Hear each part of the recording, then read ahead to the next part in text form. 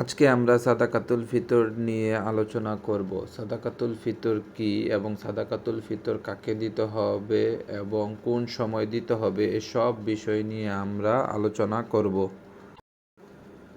সাদাকাতুল ফিতর একটি আরবি শব্দ। এই শব্দের অর্থ হচ্ছে রোজা ভঙ্গের সাদকা বা দান। সাদকা এর অর্থ হচ্ছে দান করা, ফিতরের অর্থ হচ্ছে ভঙ্গ করা। সাদাকাতুল ফিতর নিয়ে একটি হাদিস রয়েছে, বুখারী শরীফের। এই হাদিসটির রেফারেন্স হচ্ছে 1503। হযরত ইবনে উমর রাদিয়াল্লাহু তাআলা আনহু বলেন, প্রত্যেক গোলাম, আজাদ, পুরুষ, নারী, প্রাপ্তবয়স্ক, অপ্রাপ্তবয়স্ক মুসলিমের উপর রাসূল সাল্লাল্লাহু আলাইহি সাল্লাম সাদাকাতুল ফিতর হিসাবে খেজুর হোক অথবা জব হোক একশা পরিমাণ আদায় করা অবধারিত করেছেন এবং তা ঈদের নামাজের আগেই আদায় করা উত্তম।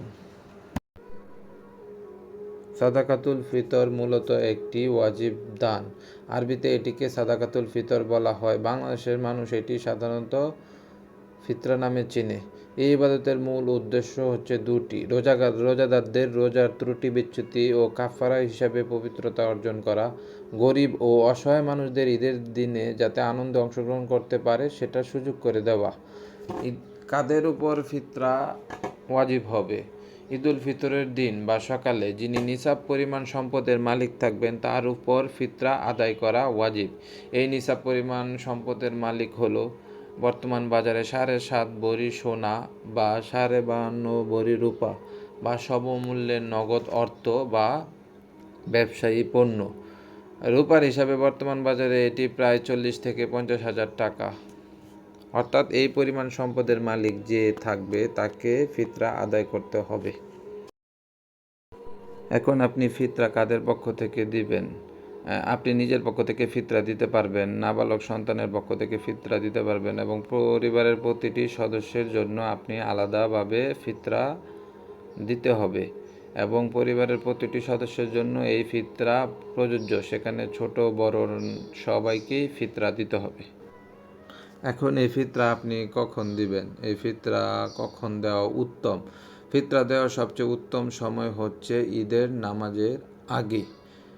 ঈদের নামাজের পর ফিতরা দিলে সেটা সাদাকাতুল ফিতর হিসাবে গণ্য হবে না, সেটা নফল সদকা হিসাবে গণ্য হবে। তাই আপনাদের সবাইকে ফিতরা আদায় অবশ্যই ঈদের নামাজের আগে আদায় করতে হবে। ঈদের নামাজের পরে আদায় করা যাবে না। এখন আপনি ফিতরা কাকে দিবেন? ফিতরা সেই সব মানুষদেরকে দিতে হবে যারা নিসাব পরিমাণ সম্পদের মালিক নন, যারা গরিব ও অভাবী। অগ্রাধিকার যাদের আত্মীয় স্বজনের মধ্যে যারা গরিব, প্রতিবেশী ও এলাকার অসহায় মানুষ। এবং আরেকটি কথা মনে রাখবেন, জাকাত পাওয়ার যোগ্য 8 শ্রেণীর মানুষকেও আপনারা ফিতরা দিতে পারবেন। এখন আমরা খুবই একটি গুরুত্বপূর্ণ বিষয় নিয়ে জানব, সাদাকাতুল ফিতরের পরিমাণ।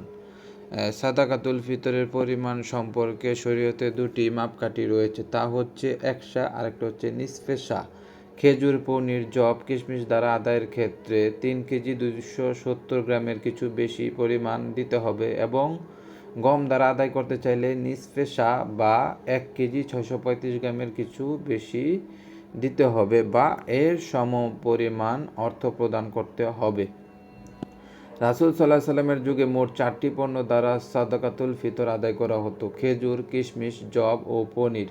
হযরত আবু সাঈদ খুদরি রাদিয়াল্লাহু তাআলা আনহু বলেন, আমাদের সময় ঈদের দিন একশা খাদ্য দ্বারা সাদকা আদায় করতাম, আর তখন আমাদের খাদ্য ছিল জব, কিশমিশ, পনির ও খেজুর। সহিহ বুখারীর একটি হাদিস। আমাদের বাংলাদেশের ইসলামিক ফাউন্ডেশন এই বছরের জন্য ফিতরার জন্য সর্বনিম্ন ও সর্বোচ্চ টাকা নির্ধারণ করেছেন। সর্বনিম্ন ফিতরা হচ্ছে 110 টাকা, যা গম ও আটার ভিত্তিতে নির্ধারণ করা হয়েছে, এবং সর্বোচ্চ ফিতরা হচ্ছে 2805 টাকা, যা পনিরের ভিত্তিতে নির্ধারণ করা হয়েছে। সামর্থ্য অনুযায়ী আপনি যে কোনো একটি দিয়ে ফিতরা আদায় করতে পারবেন, তবে আল্লাহ তাআলা বলেন, কেউ স্বেচ্ছায় বেশি ভালো কাজ করলে তা তার জন্য উত্তম। সূরা আল বাকারা আয়াত 184।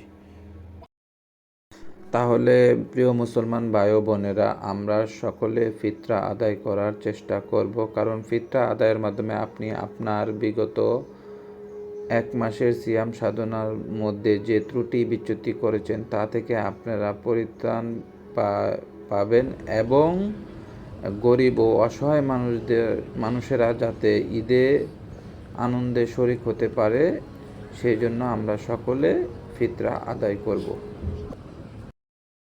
ভিডিওর মধ্যে কোনো ভুল ত্রুটি হলে আপনারা ক্ষমা সুন্দর দৃষ্টিতে দেখবেন এবং আপনারা নিত্য নতুন ইসলামিক কন্টেন্ট পেতে আপনারা আমার চ্যানেলকে সাবস্ক্রাইব করুন।